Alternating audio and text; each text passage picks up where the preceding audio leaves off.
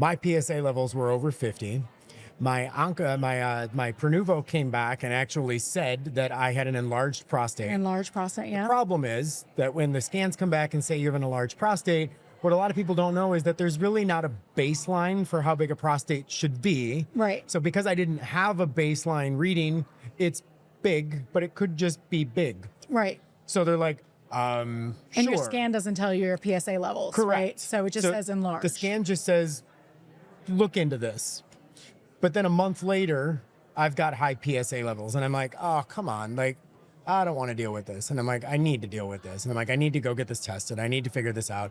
So I took another round of blood tests, like after the antibiotic had kicked in and so on and so forth. And when all this happened, it came back, PSA levels were still pretty high. They were still in the 40s. So you didn't do a PSA specific test. You just did another No, blood this test. was like a full panel. Full panel everything. blood test. Got it. So everything came back, and I'm a healthy person, Yeah. right? I'm a healthy Look guy very anyways. healthy. Thanks, right? So, and I'm like, all right, so there shouldn't be any issue there. The PSA levels are high. I'm like, that's just weird, right? But PSA is also one of those things, like it could be higher in some people than others. But that was particularly high. So I went into my functional medicine practitioner not too long later, and I'm like, look, here's the deal. I reached out, and my dad had recommended something called an oncoscan.